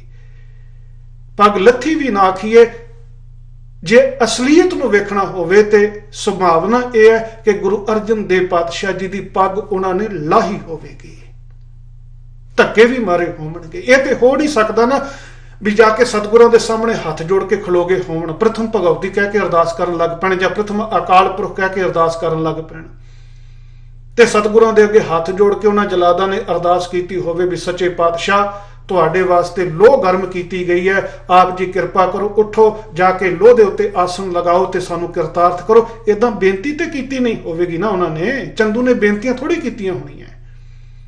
ਹੋ ਸਕਦਾ ਗਾਲੀ ਗਲੋਚ ਵੀ ਕੀਤਾ ਹੋਵੇ, ਮੰਦੇ ਬੋਲ ਵੀ ਸਤਿਗੁਰਾਂ ਨੂੰ ਬੋਲੇ ਹੋਣ, ਧੱਕੇ ਵੀ ਮਾਰੇ ਹੋਣ, ਸਤਿਗੁਰਾਂ ਦੀ ਪੱਗ ਵੀ ਲਾਈ ਹੋਵੇ। ਜੇ ਤੁਹਾਡੇ ਨਜ਼ਰੀਏ ਦੇ ਨਾਲ ਦੇਖਾਂਗੇ ਫਿਰ ਤੇ ਗੁਰੂ ਅਰਜਨ ਦੇਵ ਜੀ ਦਾ ਅਪਮਾਨ ਹੋ ਗਿਆ, ਗੁਰੂ ਅਰਜਨ ਦੇਵ ਜੀ ਦੀ ਬੇਇੱਜ਼ਤੀ ਹੋ ਗਈ। ਪਰ ਜਿਹੜਾ ਨਜ਼ਰੀਆ ਸਾਨੂੰ ਗੁਰਬਾਣੀ ਦੇ ਵਿੱਚੋਂ ਮਿਲਦਾ ਹੈ, ਜਦੋਂ ਅਸੀਂ ਉਸ ਨਜ਼ਰੀਏ ਦੇ ਨਾਲ ਆਪਣੇ ਸਤਿਗੁਰੂ ਨੂੰ ਤੱਕਦੇ ਹਾਂ, ਸਾਡੇ ਮਨ ਦੇ ਅੰਦਰ ਗੁਰੂ ਦੀ ਵਡਿਆਈ, ਗੁਰੂ ਦੀ ਸ਼ਾਨ ਜਿਹੜੀ ਆ ਹੋਰ ਜ਼ਿਆਦਾ ਵੱਧਦੀ ਹੈ। ਕਿ ਆਪਣੀ ਦਸਤਾਰ ਲਵਾ ਕੇ ਵੀ, ਧੱਕੇ ਖਾ ਕੇ ਵੀ, ਗਾਲੀ ਗਲੋਚ ਦੇ ਬੋਲ ਸੁਣ ਕੇ ਵੀ, ਤੱਤੀ ਤਵੀ ਦੇ ਉੱਪਰ ਬੈਠ ਕੇ ਵੀ, ਉਬਲਦੀ ਹੋਈ ਦੇਗ ਦੇ ਵਿੱਚ ਉਬਲ ਕੇ ਵੀ, ਗਰਮ ਰੇਤ ਆਪਣੇ ਸੀਸ ਦੇ ਵਿੱਚ ਪਵਾ ਕੇ ਵੀ, ਸਤਿਗੁਰਾਂ ਨੂੰ ਬੰਨ੍ਹ ਕੇ ਫਿਰ ਨਦੀ ਦੇ ਵਿੱਚ ਰੋੜ ਵੀ ਦਿੱਤਾ ਗਿਆ। ਸਾਰੇ ਤਸੀਹੇ ਆਪਣੇ ਸਰੀਰ ਦੇ ਉੱਤੇ ਝੱਲ ਕੇ ਵੀ ਗੁਰੂ ਅਰਜਨ ਦੇਵ ਪਾਤਸ਼ਾਹ ਮਹਾਰਾਜ ਜੀ ਨੇ ਆਪਣੇ ਮਿਸ਼ਨ ਨੂੰ, ਆਪਣੀ ਸੱਚਾਈ ਦੇ ਮਾਰਗ ਨੂੰ ਪਿੱਠ ਨਹੀਂ ਦਿਖਾਈ। ਉਸੇ ਮਾਰਗ ਦੇ ਉੱਤੇ ਚੱਲੇ ਨੇ, ਅਡੋਲ ਹੋ ਕੇ ਚੱਲੇ ਨੇ। ਸਾਡੇ ਵਾਸਤੇ ਉਹ ਪੂਰਨੇ ਪਾਉਣੇ, ਉਹ ਗੁਰੂ ਅਰਜਨ ਦੇਵ ਪਾਤਸ਼ਾਹ ਜੀ ਦੀ ਵਡਿਆਈ ਹੈ। ਅਸੀਂ ਗੁਰੂ ਸਾਹਿਬਾਨਾਂ ਦੀ ਇੱਜ਼ਤ, ਅਸੀਂ ਗੁਰੂ ਸਾਹਿਬਾਨਾਂ ਦੀ ਵਡਿਆਈ, ਗੁਰੂ ਸਾਹਿਬਾਨਾਂ ਦਾ ਮਾਣ ਸਨਮਾਨ ਜਿਹੜਾ ਹੈ ਇਸ ਤਰੀਕੇ ਦੇ ਨਾਲ ਸਮਝਦੇ ਹਾਂ। ਜਦ ਕਿ ਤੁਹਾਡਾ ਗੁਰੂਆਂ ਦੀ ਵਡਿਆਈ ਨੂੰ ਦੇਖਣ ਦਾ ਪੈਮਾਨਾ ਜਿਹੜਾ ਹੈ ਕਿਸੇ ਹੋਰ ਤਰੀਕੇ ਦਾ ਹੈ। ਤੁਸੀਂ ਗੁਰੂ ਗੋਬਿੰਦ ਸਿੰਘ ਜੀ ਦੀ ਸ਼ਾਨ ਬਿਆਨ ਕਰਨ ਵੇਲੇ ਇਹ ਆਖਦੇ ਹੋ ਕਿ ਬਾਦਸ਼ਾਹ ਨੇ ਸਤਿਗੁਰਾਂ ਨੂੰ ਸਰੋਪਾ ਦਿੱਤਾ, ਖਿਲਤ ਦਿੱਤੀ, 60,000 ਦੇ ਤੋਹਫੇ ਦਿੱਤੇ। ਜਦ ਕਿ ਅਸੀਂ ਜਿਸ ਨਜ਼ਰੀਏ ਤੋਂ ਗੁਰੂ ਸਾਹਿਬ ਜੀ ਦੀ ਵਡਿਆਈ ਦੇਖਦੇ ਹਾਂ, ਸਾਡੇ ਸਾਹਮਣੇ ਇਤਿਹਾਸ ਦੀਆਂ ਉਹ ਘਟਨਾਵਾਂ ਆਉਂਦੀਆਂ ਹਨ ਜਦੋਂ ਗੁਰੂ ਸਾਹਿਬ ਜੀ 9 ਸਾਲ ਦੀ ਉਮਰ ਦੇ ਵਿੱਚ ਗੁਰੂ ਨਾਨਕ ਦੇ ਘਰ ਦੀ ਜ਼ਿੰਮੇਵਾਰੀ ਨੂੰ ਸੰਭਾਲਦੇ ਹਨ। ਤੇ ਪਹਿਲਾ ਤੋਹਫਾ ਜਿਹੜਾ ਸਤਿਗੁਰਾਂ ਨੂੰ ਮਿਲਦਾ ਹੈ ਉਹ ਸੀ ਗੁਰੂ ਪਿਤਾ ਦਾ ਕੱਟਿਆ ਹੋਇਆ ਸੀਸ, ਉਹਨਾਂ ਨੂੰ ਆਪਣੀ ਝੋਲੀ ਦੇ ਵਿੱਚ ਪਵਾਉਣਾ ਪੈਂਦਾ ਹੈ 9 ਸਾਲ ਦੀ ਉਮਰ ਦੇ ਵਿੱਚ। ਪਰ ਸਤਿਗੁਰੂ ਡੋਲਦੇ ਨਹੀਂ। ਸਾਰੀ ਜ਼ਿੰਦਗੀ ਉਹਨਾਂ ਨੂੰ ਜ਼ੁਲਮ ਦੇ ਖਿਲਾਫ, ਅਨਿਆਏ ਦੇ ਖਿਲਾਫ ਲੜਨਾ ਪੈਂਦਾ ਹੈ। ਲੜਦਿਆਂ ਹੋਇਆਂ ਸਾਰੀਆਂ ਮੁਸ਼ਕਲਾਂ ਜਿਹੜੀਆਂ ਨੇ ਉਹ ਆਪਣੇ ਜੀਵਨ ਦੇ ਅੰਦਰ ਆਉਂਦੀਆਂ ਨੇ, ਖਿੜੇ ਮੱਥੇ ਉਹਨਾਂ ਨੂੰ ਚੱਲਦੇ ਨੇ, ਖਿੜੇ ਮੱਥੇ ਉਹਨਾਂ ਦਾ ਸਾਹਮਣਾ ਕਰਦੇ ਨੇ। ਸਾਡੇ ਵਾਸਤੇ ਗੁਰੂ ਦੀ ਇਹ ਵਡਿਆਈ ਜ਼ਿਆਦੀ ਸੋਹਣੀ ਲੱਗਦੀ ਹੈ ਸਾਨੂੰ। ਆਪਣੇ ਹੱਥੀਂ ਵਸਾਏ ਹੋਏ ਆਨੰਦਪੁਰ ਨੂੰ ਛੱਡ ਦੇਣਾ। ਚਮਕੌਰ ਦੀ ਗੜੀ ਦੇ ਵਿੱਚ ਜੇ ਪੁੱਤਰ ਰਣ ਭੂਮੀ ਦੇ ਵਿੱਚ ਜਾਣ ਦੀ ਆਗਿਆ ਮੰਗਦੇ ਹਨ ਤੇ ਖੁਸ਼ੀ-ਖੁਸ਼ੀ ਆਪਣੇ ਪੁੱਤਰਾਂ ਨੂੰ ਆਪਣੇ ਹੱਥੀਂ ਰਣ ਭੂਮੀ ਦੇ ਅੰਦਰ ਤੋਰਨਾ। ਆਪਣੀਆਂ ਅੱਖਾਂ ਦੇ ਨਾਲ ਉਹਨਾਂ ਨੂੰ ਸ਼ਹੀਦ ਹੁੰਦਿਆਂ ਹੋਇਆਂ ਦੇਖ ਕੇ ਵੀ ਪ੍ਰਮਾਤਮਾ ਦਾ ਸ਼ੁਕਰਾਨਾ ਕਰਨਾ। ਚਮਕੌਰ ਦੀ ਗੜੀ ਛੱਡ ਕੇ ਜਦੋਂ ਕਹਿੰਦੇ ਕਹਾਉਂਦੇ ਸਿੱਖਾਂ ਨੇ ਪੂਰਨ ਮਸੰਦ ਵਰਗਿਆਂ ਨੇ ਵੀ ਘਰਾਂ ਦੇ ਦਰਵਾਜ਼ੇ ਬੰਦ ਕਰ ਲਏ, ਉਸ ਵੇਲੇ ਵੀ ਮਾਛੀਵਾੜੇ ਦੇ ਜੰਗਲਾਂ ਦੇ ਵਿੱਚ ਜਾ ਕੇ ਬੇਪਰਵਾਹੀ ਦੇ ਵਿੱਚ ਸੌਂ ਜਾਣਾ। ਸਾਡੇ ਵਾਸਤੇ ਉਹ ਗੁਰੂ ਦੀ ਵਡਿਆਈ ਜਿਹੜੀ ਹੈ ਉਹ ਸਾਨੂੰ ਜ਼ਿਆਦਾ ਚੰਗੀ ਲੱਗਦੀ ਹੈ, ਕਿਉਂਕਿ ਜਦੋਂ ਗੁਰੂ ਦੀ ਵਡਿਆਈ ਨੂੰ ਅਸੀਂ ਇਸ ਨਜ਼ਰੀਏ ਤੋਂ ਵੇਖਦੇ ਹਾਂ ਤੇ ਸਾਨੂੰ ਪ੍ਰੇਰਣਾ ਮਿਲਦੀ ਹੈ ਆਪਣੇ ਜੀਵਨ ਦੇ ਅੰਦਰ ਕੁਝ ਕਰ ਗੁਜ਼ਰਨ ਦੀ, ਲੋਕ ਲਾਜ ਨੂੰ ਤਿਆਗਣ ਦੀ, ਦੁਨੀਆ ਦੀ ਪਰਵਾਹ ਕਰਨੀ ਛੱਡਣ ਦੀ। ਪਰ ਜਿਸ ਨਜ਼ਰੀਏ ਦੇ ਨਾਲ ਤੁਸੀਂ ਗੁਰੂ ਦੀ ਵਡਿਆਈ ਨੂੰ ਬਿਆਨ ਕਰਦੇ ਹੋ, ਉਹ ਨਜ਼ਰੀਆ ਸਾਨੂੰ ਲੋਕ ਲਾਜ ਦੇ ਵਿੱਚ ਹੀ ਫਸਾਉਂਦਾ ਹੈ। ਉਸ ਹਿਸਾਬ ਦੇ ਨਾਲ ਤੇ ਸਾਨੂੰ ਯਤਨ ਇਹ ਕਰਨਾ ਚਾਹੀਦਾ ਹੈ ਕਿ ਸਾਨੂੰ ਦੁਨਿਆਵੀ ਕਿਸੇ ਬਾਦਸ਼ਾਹ ਦੇ ਦਰਬਾਰ ਦੇ ਵਿੱਚੋਂ ਸਾਨੂੰ ਕੋਈ ਮਾਣ ਸਨਮਾਨ ਮਿਲੇ, ਅਸੀਂ ਉਹਦੇ ਵਾਸਤੇ ਦੌੜ ਭੱਜ ਕਰੀਏ। ਬਸ ਇਹ ਫਰਕ ਹੈ, ਇਤਿਹਾਸਕ ਘਟਨਾਵਾਂ ਨੂੰ ਦੇਖਣ ਦਾ ਨਜ਼ਰੀਆ ਤੁਹਾਡਾ ਕੁਝ ਹੋ ਰਿਹਾ, ਸਾਡਾ ਕੁਝ ਹੋ ਰਿਹਾ। ਤੁਸੀਂ ਆਪਣੇ ਤਰੀਕੇ ਦੇ ਨਾਲ ਇਤਿਹਾਸਕ ਘਟਨਾਵਾਂ ਨੂੰ ਦੇਖ ਸਕਦੇ ਹੋ, ਸਾਨੂੰ ਆਪਣੇ ਤਰੀਕੇ ਦੇ ਨਾਲ ਇਤਿਹਾਸਕ ਘਟਨਾਵਾਂ ਨੂੰ ਦੇਖਣ ਦੀ ਖੁੱਲ੍ਹ ਹੋਣੀ ਚਾਹੀਦੀ ਹੈ। ਮੈਂ ਤਾਂ ਗੁਰੂ ਨਾਨਕ ਸਾਹਿਬ ਜੀ ਦੇ ਜੀਵਨ ਨੂੰ ਵੀ ਜਦੋਂ ਦੇਖਦਾ ਹਾਂ, ਇਤਿਹਾਸਕਾਰਾਂ ਨੂੰ ਪੜ੍ਹਦੇ ਹਾਂ, ਪਤਾ ਚੱਲਦਾ ਹੈ ਵੀ ਲੱਖਾਂ ਲੋਕੀ ਨੇ ਜਿਨ੍ਹਾਂ ਨੇ ਗੁਰੂ ਨਾਨਕ ਪਾਤਸ਼ਾਹ ਮਹਾਰਾਜ ਜੀ ਦੇ ਅੱਗੇ ਸੀਸ ਝੁਕਾਇਆ ਹੋਵੇਗਾ, ਨਮਸਕਾਰ ਕੀਤੀ ਹੋਵੇਗੀ। ਵੱਡੇ ਵੱਡੇ ਸਿੱਧ ਜੋਗੀਆਂ ਨੇ ਵੀ ਗੁਰੂ ਨਾਨਕ ਪਾਤਸ਼ਾਹ ਮਹਾਰਾਜ ਜੀ ਨੂੰ ਮੱਥਾ ਟੇਕ ਦਿੱਤਾ ਹੋਵੇਗਾ। ਭਾਈ ਗੁਰਦਾਸ ਜੀ ਨੇ ਵੀ ਲਿਖਿਆ ਵੀ ਸਿੱਧ ਬੋਲਣ ਸ਼ੁਭ ਬਚਨ ਧਨ ਨਾਨਕ ਤੇਰੀ ਵੱਡੀ ਕਮਾਈ, ਕਿ ਸਿੱਧ ਵੀ ਗੁਰੂ ਸਾਹਿਬ ਜੀ ਦੇ ਅੱਗੇ ਝੁਕ ਗਏ। ਪਰ ਜਦੋਂ ਮੈਂ ਗੁਰੂ ਸਾਹਿਬ ਜੀ ਦੀ ਵਡਿਆਈ ਨੂੰ ਦੇਖਦਾ ਹਾਂ ਤੇ ਗੁਰੂ ਸਾਹਿਬ ਜੀ ਦੇ ਜੀਵਨ ਦੀ ਉਹ ਘਟਨਾ ਮੈਨੂੰ ਜ਼ਿਆਦਾ ਸਵਾਦਲੀ ਲੱਗਦੀ ਹੈ ਜਦੋਂ ਗੁਰੂ ਨਾਨਕ ਪਾਤਸ਼ਾਹ ਮਹਾਰਾਜ ਆਪ ਭਾਈ ਲਹਿਣੇ ਜੀ ਦੇ ਅੱਗੇ ਆਪਣਾ ਸਿਰ ਝੁਕਾਉਂਦੇ ਨੇ। ਜਦੋਂ ਆਪ ਭਾਈ ਲਹਿਣਾ ਜੀ ਨੂੰ ਨਮਸਕਾਰ ਕਰ ਦਿੰਦੇ ਨੇ, ਉਦੋਂ ਮੈਨੂੰ ਗੁਰੂ ਨਾਨਕ ਜ਼ਿਆਦਾ ਆਪਣਾ ਲੱਗਦਾ ਹੈ। ਲੋਕਾਂ ਨੇ ਤੇ ਜਦੋਂ ਗੁਰੂ ਸਾਹਿਬ ਜੀ ਨੇ ਭਾਈ ਮਰਦਾਨੇ ਨੂੰ ਆਪਣਾ ਸਾਥੀ ਬਣਾਇਆ ਹੋਵੇਗਾ, ਲੋਕਾਂ ਨੇ ਤੇ ਉਦੋਂ ਆਖਿਆ ਹੋਵੇਗਾ ਕਿ ਕੁਰਾਈਆ ਹੈ, ਬੇਤਾਲਾ ਹੈ, ਇੱਕ ਨੀਵੀਂ ਜਾਤ ਵਾਲੇ ਸ਼ੂਦਰ ਨੂੰ, ਫਿਰ ਮੁਸਲਮਾਨ ਨੂੰ, ਮਰਾਸੀ ਨੂੰ ਆਪਣਾ ਸਾਥੀ ਬਣਾ ਕੇ ਯਾਤਰਾ ਤੇ ਨਿਕਲ ਪਿਆ। ਇਸਨੇ ਲੋਕ ਲਾਜ ਛੱਡ ਦਿੱਤੀ। ਜਦ ਕਿ ਮੈਨੂੰ ਉੱਥੇ ਵੀ ਲੱਗਦਾ ਹੈ ਗੁਰੂ ਮੇਰਾ ਆਪਣਾ ਹੈ। ਜਦੋਂ ਗੁਰੂ ਉਸ ਭਾਈ ਮਰਦਾਨੇ ਨੂੰ ਆਪਣਾ ਭਰਾ ਕਹਿੰਦੇ ਹਨ, ਉਹਨੂੰ ਕਹਿੰਦੇ ਨੇ ਮੇਰਾ ਭਾਈ ਹੈ, ਤੇ ਸਤਿਗੁਰਾਂ ਨੇ ਕੇਵਲ ਭਾਈ ਆਖਿਆ ਹੀ ਨਹੀਂ ਹੋਵੇਗਾ, ਸਤਿਗੁਰਾਂ ਨੇ ਭਾਈਆਂ ਵਾਲਾ, ਭਰਾਵਾਂ ਵਾਲਾ ਵਿਵਹਾਰ ਵੀ ਭਾਈ ਮਰਦਾਨੇ ਦੇ ਨਾਲ ਕੀਤਾ ਹੋਵੇਗਾ।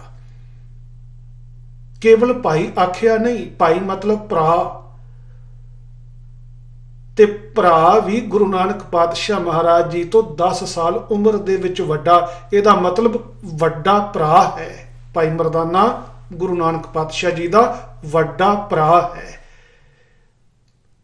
ਤੇ ਇਹ ਨਹੀਂ ਹੋ ਸਕਦਾ ਕਿ ਗੁਰੂ ਸਾਹਿਬ ਕੇਵਲ ਭਾਈ ਮਰਦਾਨਾ ਆਖਦੇ ਹੋਵਣ ਵੀ ਇਹ ਮੇਰਾ ਭਰਾ ਹੈ, ਵੱਡਾ ਭਰਾ ਹੈ। ਗੁਰੂ ਸਾਹਿਬ ਭਾਈ ਮਰਦਾਨਾ ਜੀ ਦੇ ਨਾਲ ਸਲੂਕ ਵੀ ਵੱਡਿਆਂ ਭਰਾਵਾਂ ਵਾਲਾ ਕਰਦੇ ਹੋਵਣਗੇ। ਹੋ ਸਕਦਾ ਸਫ਼ਰ ਦੇ ਉੱਤੇ ਜਾਂਦਿਆਂ ਜਦੋਂ ਕਿਧਰੇ ਰਾਤ ਨੂੰ ਠਹਿਰਦੇ ਹੋਵਣ ਤੇ ਹੋ ਸਕਦਾ ਗੁਰੂ ਸਾਹਿਬ ਕਹਿੰਦੇ ਹੋਵਣ ਕਿ ਭਾਈ ਮਰਦਾਨਾ ਜੀ ਤੁਸੀਂ ਮੇਰੇ ਵੱਡੇ ਭਰਾ ਹੋ, ਥੱਕ ਗਏ ਹੋਵੋਗੇ, ਉਮਰ ਦੇ ਵਿੱਚ ਵੱਡੇ ਹੋ, ਲਿਆਓ ਮੈਂ ਤੁਹਾਡੀਆਂ ਲੱਤਾਂ ਦਬਾ ਦਿੰਦਾ ਹਾਂ। ਹੋ ਸਕਦਾ ਗੁਰੂ ਸਾਹਿਬ ਭਾਈ ਮਰਦਾਨੇ ਜੀ ਦੇ ਚਰਨ ਦਬਾ ਦਿੰਦੇ ਹੋਵਣ।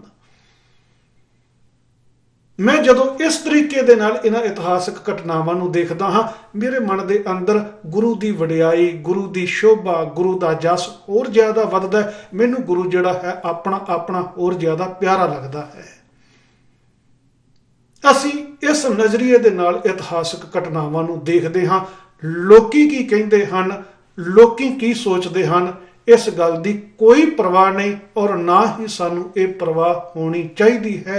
ये नज़रिया जिहड़ा है ये सानू गुरु ग्रंथ साहिब जी की पावन बाणी दे विचों समुचता के रूप दे विच जदों उस नूं विचारदे हां उहदे विचों ये नज़रिया जिहड़ा है वो सानू मिलदा है। अगली गल मैं करनी है सरदार हरनेक सिंह न्यूजीलैंड उन्हां दे संबंध दे विच। पिछले कुछ समय तो जदों को उन्होंने फेसबुक के उत्ते अपनिया काफ़ी फोटोआं अपने परिवार दियां बच्चों दियां फोटोआं पाउणियां शुरू कीतियां, टिकटॉक के उत्ते भी, ते साडे कुछ जागरूक भरावां वल्लों इस गल का भी मखौल उड़ाया गया कि हरनेक सिंह जिहड़ा है वो फुकरेबाजी करता पिया है, तरह तरह की पोज बना के फोटोआं जिहड़ियां है अपने फेसबुक पेज के उपर पा रहा है। मैं तकरीबन हरनेक सिंह नूं पिछले 25-26 साल तो जानता हाँ। कुछ प्रचारक हैं ऐसे जिहड़े मेरे नालों भी ज़्यादा लंबे समय तो हरनेक सिंह नूं जानदे होवणगे। जिन्ने भी प्रचारक न्यूजीलैंड उन्हां दे कोल गए ने, ज्ञानी हरिंदर सिंह तो लैके अज तक, किसी भी प्रचारक दे कोलों पुछ के देख लिओ, जे किधरे वो ईमानदारी दे नाल ये गल आखे, कदे किसी भी प्रचारक दे कोलों पुछ के देखियो भी तुसी इन्ना समा हरनेक सिंह दे नाल विचरे हो, कदी भी किसी प्रचारक ने हरनेक सिंह दी अखां दे विच ये भुख देखी होवे कि मैं किसी प्रचारक दे नाल अपनी फोटोआं खिचवावां, किसी प्रसिद्ध प्रचारक दे नाल फोटोआं खिचवा के मैं उन्होंने सोशल मीडिया के उत्ते पावां ते इस तरीके दे नाल मैं अपनी मशहूरी करां, आप प्रसिद्ध होवां। कदे किसी प्रचारक ने हरनेक सिंह के सुभाव दे विच इस गल की भुख नूं देखिया होवे कि उहदे अंदर लालसा है वध तो वध मशहूर प्रचारकों के नाल मेरियां फोटोआं होवण। हाँ, हो सकता है किधरे किसी प्रचारक नूं कमाउण वास्ते किधरे लैके गए होवण ते उहदे नाल सुभाविक तौर पर 1-2-4 फोटोआं खिंचियां गईयां होवण, यह हो सकता है। पर यह मनना पेगा कि उहदे जीवन के अंदर इहो जी कोई भुख, इहो जी कोई लालसा नहीं सी कि किसी प्रचारक दे नाल वो अपनी फोटोआं, किसी मशहूर बंदे दे नाल वो अपनी फोटोआं खिंचवा के मशहूर होवण। ते जिस पासे वाल नूं वो तुरिया उसका कारण की सी? कारण भावें जागरूक चंगी तरह जानते होवणगे पर नहीं कहिंदे क्योंकि बेईमानी है। असल दे विच ये फोटोआं खिंचवा के फेसबुक के उत्ते सोशल मीडिया के उत्ते वायरल करनियां, ये कोई फुकरापंथी नहीं सी उन्हां दी, ये उन्हां दे जीवन का त्याग है, उन्हां दे जीवन की कुर्बानी है। इस गल नूं मैं खुद महसूस करदा हाँ, इस गल नूं मैं खुद जानदा हाँ कि जिस राह दे उत्ते वो चलदे पए सन, उस राह दे उत्ते चलदियां होइयां अपनियां फोटोआं सोशल मीडिया के उत्ते पाउण दा मतलब की हुंदा है। मैनू अपना पता है, अज तो 4-5 साल पहला जिस वेले सब तो पहला रेडियो के उत्ते सूरज प्रकाश की मैं गल करनी आरंभ की सी ते सब तो पहला काम मैनू ये करना पिया सी कि फेसबुक तो मैनू अपने परिवार दीयां सारियां फोटोआं जिहड़ियां सन वो डिलीट करनियां पईयां सन, क्योंकि मैनू पता सी कि जे विशा इहो जिहा चुनना है ते उहदे वास्ते इस गल लई तुहानूं तैयार होना पएगा कि संप्रदायी लोग जिहड़े ने वो तुहाडे परिवार दीयां, तुहाडे बच्चियां दीयां, तुहाडे घर दीयां औरतां दीयां फोटोआं जिहड़ियां हन उहनां नूं एडिट करनगे। और मेरे अपने जीवन की एक कमजोरी कह लीए, अज तो 5-7 साल पहला सुभाव इदां दा सी, सोशल मीडिया के उत्ते कोई छोटी जी गल भी कह दिंदा सी, कई रातां नूं नींद नहीं सी आउंदी, नहीं सी बर्दाश्त कर सकते कि कोई साडियां फोटोआं एडिट करके सोशल मीडिया के उपर पावे। अज भी जिन्ने भी जागरूक ने समेत प्रभदीप सिंह जी तुहाडे ते खालसा न्यूज़ वाला बख्शीश सिंह जी तुहाडे जां मिशनरी कॉलेजां दे जिन्ने भी चोटी के प्रचारक ने जिहड़े 10वें ग्रंथ की असलीयत नूं जाणदे ने,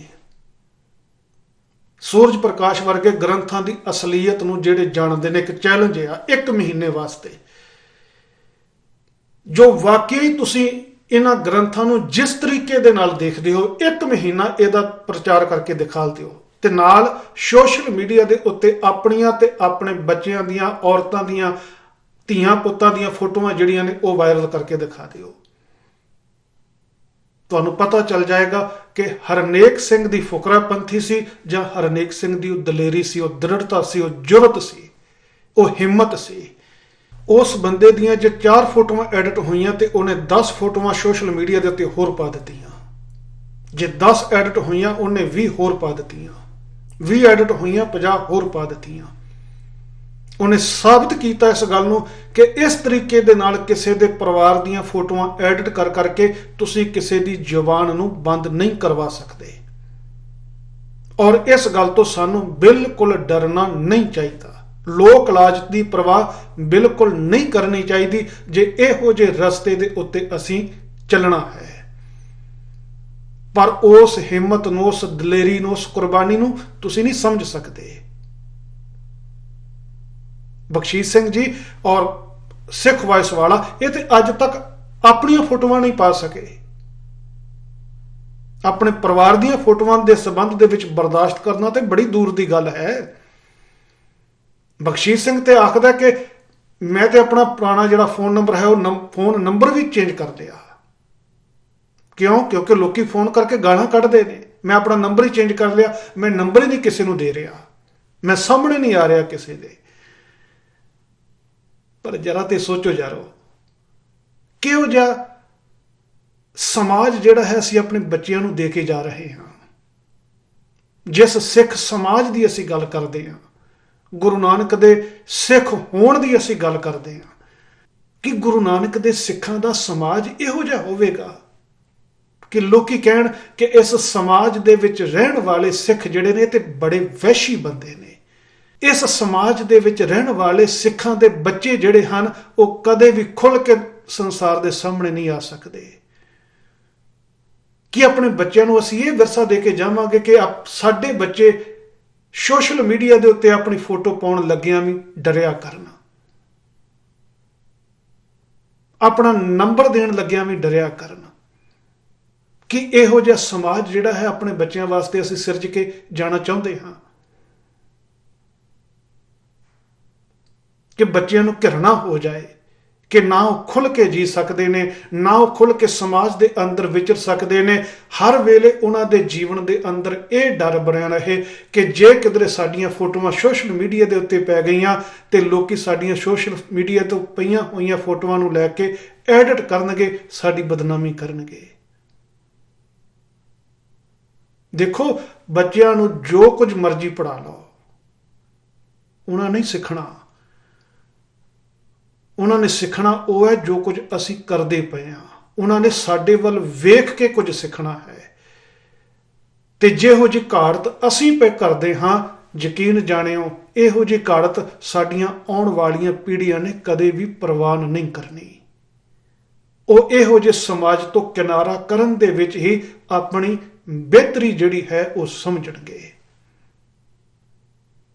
ਸੋ ਹਰਨੇਕ ਸਿੰਘ ਦੁਆਰਾ ਸੋਸ਼ਲ ਮੀਡੀਆ ਦੇ ਉੱਪਰ ਆਪਣੀਆਂ ਫੋਟੋਆਂ ਵਾਇਰਲ ਕਰਨੀਆਂ ਇਹ ਫੁਕਰਾਪੰਥੀ ਨਹੀਂ, ਇਹ ਉਹਦੀ ਦਲੇਰੀ ਸੀ, ਉਹਦੀ ਹਿੰਮਤ ਸੀ। ਇੱਕ ਰਾਹ ਦਿਖਾਇਆ ਕਿ ਇਸ ਤਰੀਕੇ ਦੇ ਨਾਲ ਕਰਨ ਦੇ ਨਾਲ ਕੁਝ ਵੀ ਨਹੀਂ ਹੋ ਜਾਏਗਾ। ਆਖਰ ਥੱਕ ਗਏ, ਹਾਰ ਗਏ। ਫੋਟੋਆਂ ਐਡਿਟ ਕਰਨ ਵਾਲੇ ਕਿੱਥੇ ਅੱਜ ਕਿੱਥੇ ਲੱਭਦੇ ਨੇ? ਹਾਂ, ਅੱਜ ਉਹਨਾਂ ਦੀ ਜਗ੍ਹਾ ਤੁਸੀਂ ਲੈ ਲਈ। ਉਹਨਾਂ ਨੇ ਆਪਣਾ ਜ਼ੋਰ ਲਾ ਲਿਆ, ਹੁਣ ਤੁਸੀਂ ਆਪਣਾ ਜ਼ੋਰ ਲਾ ਲਿਓ। ਬਖਸ਼ੀਸ਼ ਸਿੰਘ ਜੀ, ਜੇ ਫੁਕਰਾਪੰਥੀ ਦੇਖਣੀ ਹੋਵੇ ਤੇ ਉਹਦੀ ਉਦਾਹਰਨ ਤੁਹਾਨੂੰ ਪ੍ਰੋਫੈਸਰ ਦਰਸ਼ਨ ਸਿੰਘ ਦੀ ਲਿਖੀ ਹੋਈ ਆਪਣੀ ਕਿਤਾਬ ਦੇ ਵਿੱਚੋਂ ਮਿਲ ਜਾਊਗੀ। ਉਹਨਾਂ ਦੀ ਕਿਤਾਬ ਹੈ ਨਾ, ਬੋਲਣੇ ਸਾਚ ਮਿਥਿਆ ਨਹੀਂ ਰਾਈ, ਉਹਨਾਂ ਦੇ ਜੀਵਨ ਦੀਆਂ ਆਪ ਬੀਤੀਆਂ। ਉਹਦੇ 282 ਪੰਨੇ ਦੇ ਉੱਤੇ ਜਿਹੜੀ ਉਹ ਸਟੈਂਪ ਦੀ ਫੋਟੋ ਲਗਾਈ ਹੋਈ ਆ, ਕੈਨੇਡਾ ਪੋਸਟ ਦੀ ਸਟੈਂਪ ਦੀ ਫੋਟੋ ਜਿਹਦੇ ਉੱਤੇ ਪ੍ਰੋਫੈਸਰ ਦਰਸ਼ਨ ਸਿੰਘ ਦੀ ਤਸਵੀਰ ਬਣੀ ਹੋਈ ਆ, ਉਹਦੇ ਥੱਲੇ ਜੋ ਲਿਖਿਆ ਉਹਨੂੰ ਪੜ੍ਹਿਓ। ਉਹਨੂੰ ਆਖਦੇ ਨੇ ਫੁਕਰਾਪੰਥੀ। ਉਹਦੇ ਥੱਲੇ ਲਿਖਿਆ ਹੋਇਆ ਕਿ ਹੁਕਮਨਾਮੇ ਤੋਂ ਫੌਰੀ ਬਾਅਦ ਕੈਨੇਡਾ ਦੀ ਸੰਗਤ ਵੱਲੋਂ ਕੈਨੇਡਾ ਸਰਕਾਰ ਤੋਂ ਜਾਰੀ ਕਰਵਾਈ ਗਈ ਡਾਕ ਟਿਕਟ, ਇਹ ਫੁਕਰਾਪੰਥੀ ਆ। ਪਹਿਲੀ ਤੇ ਕੈਨੇਡਾ ਦੀ ਸੰਗਤ, ਕੌਣ? ਬਖਸ਼ੀਸ਼ ਸਿੰਘ ਜੀ ਤੁਸੀਂ ਆਪ, ਜਿਨ੍ਹਾਂ ਨੇ ਸਾਰੀਆਂ ਇਹ ਸਟੈਂਪਾਂ ਜਿਹੜੀਆਂ ਸੀ ਤਿਆਰ ਕਰਵਾਈਆਂ ਸੀ। ਤੇ ਦੂਸਰੀ ਗੱਲ ਜਿਹੜੀ ਆਖੀ ਗਈ ਹੈ ਵੀ ਕੈਨੇਡਾ ਦੀ ਸਰਕਾਰ ਤੋਂ ਜਾਰੀ ਕਰਵਾਈ ਗਈ ਡਾਕ ਟਿਕਟ। ਕੈਨੇਡਾ ਸਰਕਾਰ ਆਫੀਸ਼ੀਅਲ ਤੌਰ ਦੇ ਉੱਤੇ ਡਾਕ ਟਿਕਟਾਂ ਜਾਰੀ ਕਰਦੀ ਆ, ਉਹਨਾਂ ਮਹਾਨ ਲੋਕਾਂ ਦੀ ਯਾਦ ਦੇ ਵਿੱਚ ਉਹਨਾਂ ਨੂੰ ਸਮਰਪਿਤ ਕਰਦੀ ਆ ਜਿਨ੍ਹਾਂ ਨੇ ਕੈਨੇਡਾ ਵਾਸਤੇ ਕੋਈ ਕੰਟਰੀਬਿਊਸ਼ਨ ਕੀਤੀ ਹੋਵੇ ਜਾਂ ਦੁਨੀਆ ਭਰ ਵਾਸਤੇ ਕੋਈ ਕੰਟਰੀਬਿਊਸ਼ਨ ਕੀਤੀ ਹੋਵੇ। ਜਿਸ ਤਰੀਕੇ ਦੇ ਨਾਲ ਉਦਾਹਰਣ ਵਜੋਂ ਸਮੁੱਚੇ ਸਿੱਖ ਜਗਤ ਨੂੰ, ਸਿੱਖ ਕੌਮ ਨੂੰ ਸਮਰਪਿਤ ਹੁੰਦਿਆਂ ਹੋਇਆਂ, ਇਹਨਾਂ ਨੂੰ ਡੈਡੀਕੇਟ ਕਰਦਿਆਂ ਹੋਇਆਂ 1999 ਦੀ ਵਿਸਾਖੀ ਵਾਲੇ ਦਿਨ ਕੈਨੇਡਾ ਸਰਕਾਰ ਨੇ ਖੰਡੇ ਵਾਲੀ ਜਿਹੜੀ ਡਾਕ ਟਿਕਟ ਸੀ ਉਹ ਜਾਰੀ ਕੀਤੀ ਸੀ, ਪੂਰੀ ਸਿੱਖ ਕੌਮ ਨੂੰ ਸਮਰਪਿਤ ਕੀਤੀ ਸੀ। ਕੀ ਪ੍ਰੋਫੈਸਰ ਦਰਸ਼ਨ ਸਿੰਘ ਦੀ ਡਾਕ ਟਿਕਟ ਜਿਹੜੀ ਹੈ ਇਸ ਤਰੀਕੇ ਦੇ ਨਾਲ ਕੈਨੇਡਾ ਸਰਕਾਰ ਵੱਲੋਂ ਜਾਰੀ ਕੀਤੀ ਗਈ ਸੀ? ਜਾਂ ਤੁਸੀਂ ਆਪ ਹੀ ਇਹ ਛਪਵਾ ਕੇ ਜਿੱਥੇ ਜਿੱਥੇ ਪ੍ਰੋਫੈਸਰ ਸਾਹਿਬ ਕੀਰਤਨ ਕਰਨ ਗਏ ਵੈਨਕੂਵਰ ਦੇ 2-4 ਗੁਰਦੁਆਰਿਆਂ ਦੇ ਵਿੱਚ, ਉੱਥੇ ਜਾ ਕੇ ਇਸ ਟਿਕਟ ਨੂੰ ਤੁਸੀਂ ਰਿਲੀਜ਼ ਕਰ ਦਿੱਤਾ? ਚਲੋ ਅਸੀਂ ਰਿਲੀਜ਼ ਕਰ ਸਕਦੇ ਹਾਂ, ਕਿਸੇ ਨੂੰ ਆਨਰ ਅਸੀਂ ਆਪਣੇ ਤੌਰ ਦੇ ਉੱਤੇ ਕਰ ਸਕਦੇ ਹਾਂ, ਪਰ ਫੁਕਰਾਪੰਥੀ ਪ੍ਰੋਫੈਸਰ ਸਾਹਿਬ ਦੀ ਇਹ ਆ ਸਾਰਾ ਕੁਝ ਜਾਣਦਿਆਂ ਬੁੱਝਦਿਆਂ ਹੋਇਆਂ ਆਪਣੀ ਕਿਤਾਬ ਦੇ ਅੰਦਰ ਇਹ ਫੋਟੋ ਲਗਾ ਕੇ ਹੇਠਾਂ ਲਿਖਦੇ ਪਏ ਨੇ ਕਿ ਕੈਨੇਡਾ ਦੀ ਸਰਕਾਰ ਨੇ ਇਸ ਡਾਕ ਟਿਕਟ ਨੂੰ ਜਾਰੀ ਕੀਤਾ। ਮੈਂ ਰੇਡੀਓ ਤੇ ਵੀ ਆਖਿਆ ਸੀ ਤੇ ਤੁਹਾਨੂੰ ਸਾਰਿਆਂ ਨੂੰ ਪਤਾ ਹੈ ਕਿ ਇਹੋ ਜਿਹੀਆਂ ਡਾਕ ਟਿਕਟਾਂ ਜਿਹੜੀਆਂ ਨੇ ਕੋਈ ਵੀ ਛਪਵਾ ਸਕਦਾ ਹੈ। ਮੈਂ ਆਪਣੇ ਘਰ ਦੇ ਵਿੱਚ ਕੁੱਤਾ ਰੱਖਿਆ ਹੈ, ਚਾਹਾਂ ਤੇ ਕੁੱਤੇ ਦੀ ਫੋਟੋ ਵਾਲੀਆਂ ਵੀ ਡਾਕ ਟਿਕਟਾਂ ਜਿਹੜੀਆਂ ਹਨ ਮੈਂ ਛਪਵਾ ਸਕਦਾ ਹਾਂ। ਉਹਨੂੰ ਇਹ ਨਹੀਂ ਕਹਿ ਸਕਦੇ ਵੀ ਕੈਨੇਡਾ ਸਰਕਾਰ ਨੇ ਮੇਰੇ ਕੁੱਤੇ ਦੀ ਯਾਦ ਦੇ ਵਿੱਚ ਇਹ ਡਾਕ ਟਿਕਟ ਜਿਹੜੀ ਹੈ ਉਹ ਜਾਰੀ ਕੀਤੀ। ਅੱਜ ਦੇ ਜ਼ਮਾਨੇ ਦੇ ਅੰਦਰ 50 ਟਿਕਟਾਂ ਛਪਾਉਣੀਆਂ ਹੋਣ ਤੇ $100 ਤੋਂ ਜ਼ਿਆਦਾ ਦਾ ਖਰਚਾ ਨਹੀਂ ਆਉਂਦਾ, $70-80 ਦਾ ਖਰਚਾ ਜੇ 50 ਟਿਕਟਾਂ ਤੁਸੀਂ ਛਪਵਾਉਣੀਆਂ ਨੇ। ਤੇ ਅੱਜ ਤੋਂ 10 ਸਾਲ ਪਹਿਲਾਂ $50 ਵੀ ਖਰਚਾ ਨਹੀਂ ਹੋਏਗਾ 50 ਟਿਕਟਾਂ ਦਾ, ਜਿਸ ਨੂੰ ਤੁਸੀਂ ਇਸ ਤਰੀਕੇ ਦੇ ਨਾਲ, ਪ੍ਰੋਫੈਸਰ ਸਾਹਿਬ ਨੇ ਇਸ ਤਰੀਕੇ ਦੇ ਨਾਲ ਪ੍ਰਚਾਰਿਆ ਕਿ ਭਾਵੇਂ ਅਕਾਲ ਤਖਤ ਦੇ ਪੁਜਾਰੀਆਂ ਨੇ ਤੇ ਮੈਨੂੰ ਛੇਕ ਦਿੱਤਾ, ਪਰ ਕੈਨੇਡਾ ਦੀ ਸਰਕਾਰ ਨੇ ਮੇਰੇ ਨਾਂ ਦੇ ਉੱਤੇ ਡਾਕ ਟਿਕਟ ਜਾਰੀ ਕਰਕੇ ਮੈਨੂੰ ਸਨਮਾਨ ਦਿੱਤਾ। ਇਹਨੂੰ ਫੁਕਰਾਪੰਥੀ ਕਹਿੰਦੇ ਆ। ਇਹੋ ਜਿਹੀਆਂ ਵਡਿਆਈਆਂ ਜਿਹੜੀਆਂ ਨੇ, ਇਹੋ ਜਿਹੀਆਂ ਸ਼ੋਹਰਤਾਂ ਜਿਹੜੀਆਂ ਨੇ, ਇਹਨਾਂ ਨੂੰ ਗੁਰਬਾਣੀ ਕਹਿੰਦੀ ਆ ਅੱਗ ਲਾ ਕੇ ਸਾੜ ਦੇ, ਜਿਨ੍ਹਾਂ ਨੂੰ ਅਸੀਂ ਜੱਫਾ ਮਾਰ ਕੇ ਬੈਠੇ ਹੋਏ ਹਾਂ। ਸੋਚਿਓ ਇਸ ਬਾਰੇ ਜ਼ਰੂਰ। ਵਾਹਿਗੁਰੂ ਜੀ ਕਾ ਖਾਲਸਾ, ਵਾਹਿਗੁਰੂ ਜੀ ਕੀ ਫਤਿਹ।